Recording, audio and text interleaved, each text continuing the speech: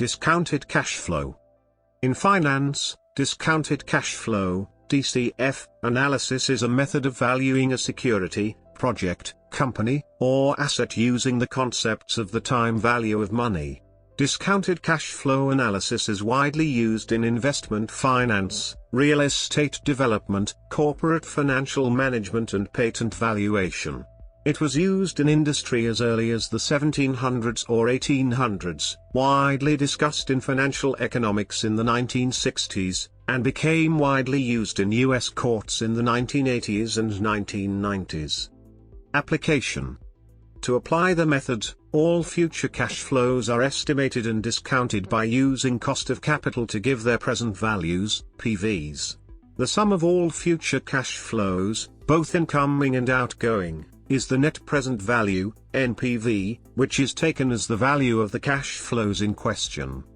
For further context see Valuation Overview, and for the mechanics see Valuation using discounted cash flows, which includes modifications typical for startups, private equity and venture capital, corporate finance projects, and mergers and acquisitions. Using DCF analysis to compute the NPV takes as input cash flows and a discount rate and gives as output a present value. The opposite process takes cash flows and a price, present value, as inputs, and provides as output the discount rate. This is used in bond markets to obtain the yield. History. Discounted cash flow calculations have been used in some form since money was first lent at interest in ancient times. Studies of ancient Egyptian and Babylonian mathematics suggest that they used techniques similar to discounting of the future cash flows. This method of asset valuation differentiated between the accounting book value, which is based on the amount paid for the asset. Following the stock market crash of 1929, discounted cash flow analysis gained popularity as a valuation method for stocks. Irving Fisher in his 1930 book The Theory of Interest and John Burr Williams's 1938 text The Theory of Investment Value first formally expressed the DCF method in modern economic terms. Mathematics. Discounted cash flows. The discounted cash flow formula is derived from the future value formula for calculating the time value of money and compounding returns. Thus the discounted present value, for one cash flow in one future period, is expressed as where multiple cash flows in multiple time periods are discounted, it is necessary to sum them as follows. For each future cash flow, FV, at any time period, T, in years from the present time, summed over all time periods. The sum can then be used as a net present value figure.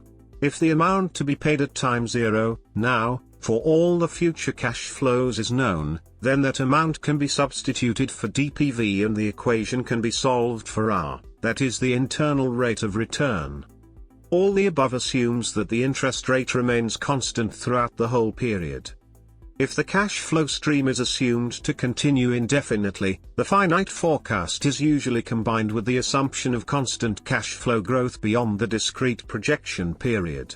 The total value of such cash flow stream is the sum of the finite discounted cash flow forecast and the terminal value. Finance. Continuous cash flows. For continuous cash flows, the summation in the above formula is replaced by an integration, where FV, T, \FVT, is now the rate of cash flow, and lambda equals lane, 1 plus R, \lambda equals \lane 1 plus R. Discount rate. The act of discounting future cash flows answers how much money would have to be invested currently, at a given rate of return, to yield the forecast cash flow, at its future date. In other words, discounting returns the present value of future cash flows, where the rate used is the cost of capital that appropriately reflects the risk, and timing, of the cash flows. This required return thus incorporates. For the latter, various models have been developed, where the premium is, typically, calculated as a function of the asset's performance with reference to some macroeconomic variable, for example, The CAPM compares the asset's historical returns to the overall markets. See capital asset pricing model #asset-specific required return and asset pricing #general equilibrium asset pricing. An alternate, although less common approach, is to apply a fundamental valuation method, such as the T-model, which instead relies on accounting information. Other methods of discounting, such as hyperbolic discounting, are studied in academia and said to reflect intuitive decision-making, but are not generally used in industry. In this context, the above is referred to as exponential discounting. Note that the terminology expected return, although formally the mathematical expected value, is often used interchangeably with the above, where expected means required or demanded in the corresponding sense. The method may also be modified by industry. For example, different have been described when choosing a discount rate in a healthcare setting. Methods of appraisal of a company or project. For these valuation purposes, a number of different DCF methods are distinguished today, some of which are outlined below. The details are likely to vary depending on the capital structure of the company. However, the assumptions used in the appraisal, especially the equity discount rate and the projection of the cash flows to be achieved, are likely to be at least as important as the precise model used. Both the income stream selected and the associated cost of capital model determine the valuation result obtained with each method. This is one reason these valuation methods are formally referred to as the discounted future economic income methods. The below is offered as a simple treatment for the components, steps of business modeling here. See the list for equity valuation under outline of finance #discounted cash flow valuation. Equity approach. Entity approach. Shortcomings. The following difficulties are identified with the application of DCF in valuation. Integrated future value. To address the lack of integration of the short and long-term importance, value and risks associated with natural and social capital into the traditional DCF calculation, companies are valuing their environmental, social and governance (ESG) performance through an integrated management approach to reporting that expands DCF or net present value to integrated future value, INTEFV.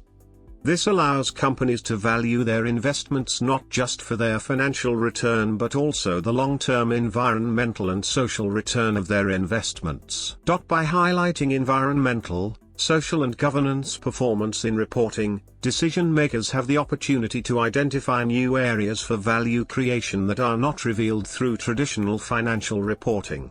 As an example, the social cost of carbon is one value that can be incorporated into integrated future value calculations to encompass the damage to society from greenhouse gas emissions that result from an investment. This is an integrated approach to reporting that supports integrated bottom line (IBL) decision-making, which takes triple bottom line (TBL) a step further and combines financial, environmental and social performance reporting into one balance sheet. This approach provides decision-makers with the insight to identify opportunities for value creation that promote growth and change within an organization.